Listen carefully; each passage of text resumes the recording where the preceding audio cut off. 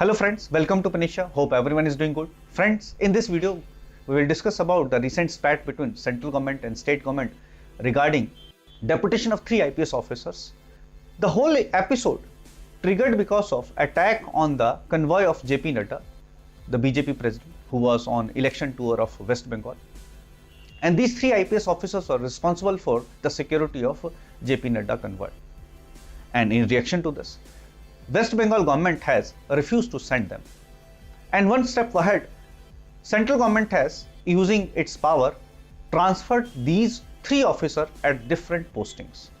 And again, West Bengal government reacted by not releasing these 3 officers from its duty.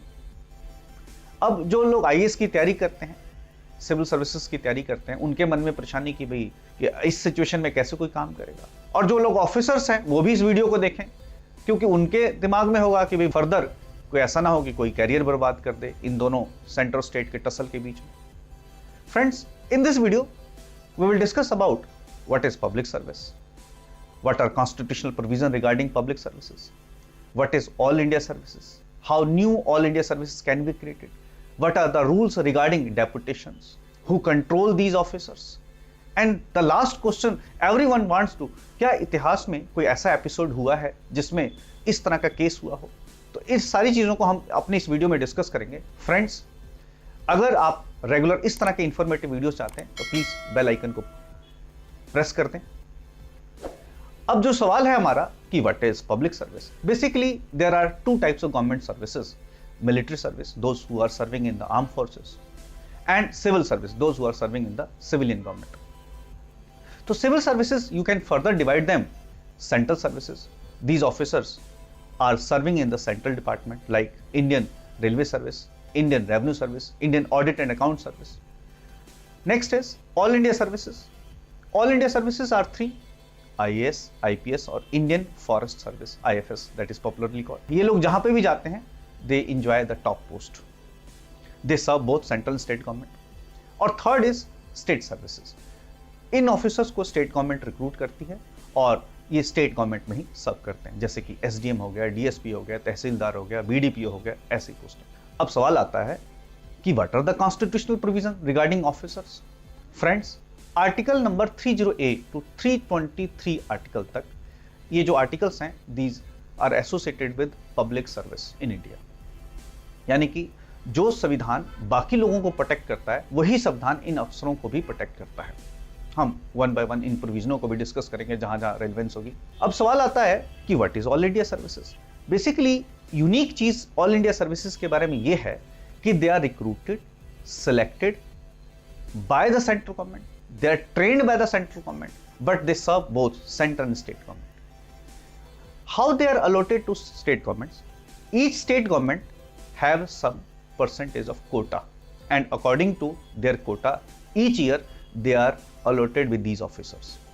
अब सवाल आता है कि क्या सेंट्रल गवर्नमेंट के पास भी कोई ऐसा कोटा है? No, central government seek the service of these officer when they come to deputation of central government. यहीं पे मुद्दा झगड़े का बन जाता है। कई बार स्टेट गवर्नमेंट जो है अपने अच्छे ऑफिसर्स को नहीं भेजती, they refuse to release these officers. इसीलिए देयर इज ए सजेशन कि भाई एक सेंट्रल पूल भी होना चाहिए ताकि सेंट्रल गवर्नमेंट के पास कोई कभी भी कमी ना हो अफसरों की।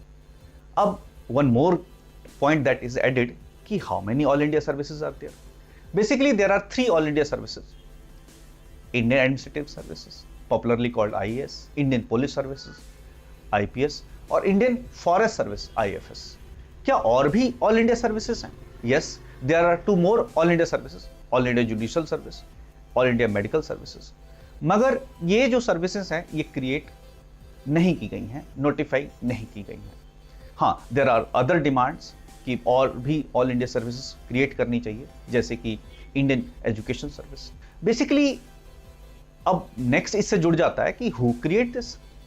तो in your constitution article number 312, Rajya Sabha is empowered to authorise parliament to create all India services if Rajya Sabha thinks that it is the interest of the national government. तो राज्यसभा पार्लियामेंट को ऑथराइज कर देती है मेजोरिटी वोट के साथ। अब नेक्स्ट पार्ट, ये deputation पे कैसे जाते हैं। Basically each officer after certain period of job they are sent to central deputation, because as you know that central government does not have any pool, so they seek the services of these officers from state government when they come to central deputation. अब point ये आता है कि who controls them? तो all India service rule 1954 ये कहता है कि अगर डेपुटेशंस पर किसी तरह का कॉन्फ्लिक्ट हो बिटवीन सेंटर एंड स्टेट, तो फाइनल डिसीजन जो होगा वो सेंटर का होगा। जैसे कि अभी हुआ है कि even after refusal to release these officers by the West Bengal government, central government move one step ahead and transfer these officers, 3 officer to different postings. अब क्वेश्चन जो सबसे बड़ा आता है कि क्या कभी ऐसा भी इतिहास में आया, क्या इनको आराम से निकाला जा सकता है? यही डर सबको आता है कि भाई नौकरी से ना निकाल दिया जाए। तो देखो जी, there are constitutional provision that protects these officers. Article 310 of your constitution protects these officers. ये कहता है, this talks about tenure of officers. कहता है the officers that are serving the central government, they enjoy the office till the pleasure of the president, and the officers that are serving the state government they enjoy during the pleasure of the governor. This is mentioned under article 310. अब सवाल आता है क्या इनको आसानी से निकाला जा सकता है? Article 311 mentions about this. कहता है कि जो अपॉइंटिंग अथॉरिटी है उससे नीचे अथॉरिटी और इन ऑफिसर्स को नहीं निकाल सकती। जैसे कि सपोज करो अगर सेंट्रल गवर्नमेंट में अपॉइंटेड है तो प्रेसिडेंट ने अपॉइंट किया, तो उनसे नीचे वाली अथॉरिटी उसको नहीं निकाल सकती। These are the protection.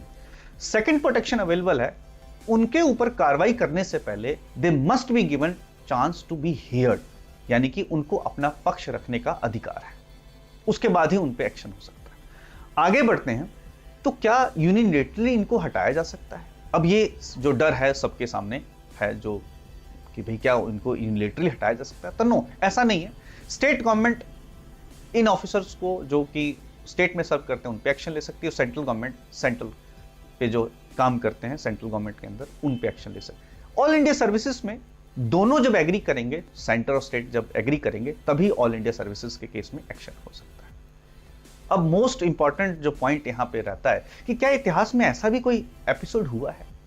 तो yes, when Jayalalithaa become CM in 2001, CM बनने के बाद ही उन्होंने डीएम के प्रेसिडेंट एम के करुणानिधि जो फॉर्मर सीएम थे तमिलनाडु के, उनको जबरदस्ती उनके घर से अरेस्ट करवाया और उनके साथ कुछ और लोग भी अरेस्ट करवाए। उनमें से एक टीआर बालू थे जो उस समय यूनियन मिनिस्टर थे, और सरप्राइजिंगली उस समय यूनियन में सरकार जो थी अटल बिहारी वाजपेयी की लीडरशिप में एनडीए की थी। एनडीए सरकार ने स्ट्रांगली रिएक्ट किया।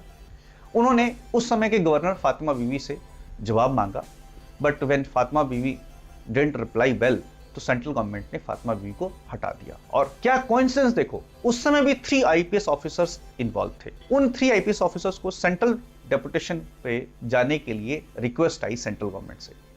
जयललिता रिफ्यूज्ड, जैसे कि ममता बनर्जी ने किया। अब क्या हो सकता था? खैर, मैक्सिमम से मैक्सिमम सेंट्रल गवर्नमेंट क्या कर सकती है? सेंट्रल गवर्नमेंट उनको डिबार कर सकती है फ्रॉम सेंट्रल डेपुटेशन, यानी कि अगर कोई ऑफिसर चाहे तो स्टेट गवर्नमेंट के कहने पर या खुद सेंट्रल डेपुटेशन पर रिपोर्ट ना करे, तो ज्यादा से ज्यादा सेंट्रल गवर्नमेंट उसको डिबार कर सकती है 5 साल तक की, कि उनको सेंट्रल डेपुटेशन पे हम डिबार करते हैं। तो इससे क्या, 2 officer they want to remain at the state level, उनको कोई फर्क नहीं पड़ता। जैसे कि इस केस में एक ऑफिसर जो थे बाद में स्टेट इंफॉर्मेशन कमिश्नर रिटायर हुए, तो इतना फर्क नहीं पड़ता। लेकिन जो ऑफिसर्स हैं उन सबको इन पार्टी पॉलिटिक्स से दूर रहना चाहिए, प्लस न्यूट्रल होकर, इम्पार्शियल होकर काम करते रहना चाहिए। अगर आप न्यूट्रल हैं, इम्पार्शियल हैं, तो आपके साथ कोई कुछ नहीं कर सकता है, घबराने की भी जरूरत नहीं होती। इसीलिए बेझिझक होकर आईएएस की तैयारी करो, और जो ऑफिसर्स हैं बेझिझक होकर सर्व करें। आपको ये वीडियो कैसा लगा, आप प्लीज कमेंट सेक्शन में कमेंट कर दें। आप हमें फेसबुक पर, हमारे ईमेल आईडी पर कांटेक्ट भी कर सकते हैं, हमें वेबसाइट पे विजिट भी कर सकते हैं, और आपको रेगुलर वीडियो ऐसे मिलती रहे प्लीज इसलिए बेल आइकन प्रेस कर दें। Thank you very much. जय हिंद।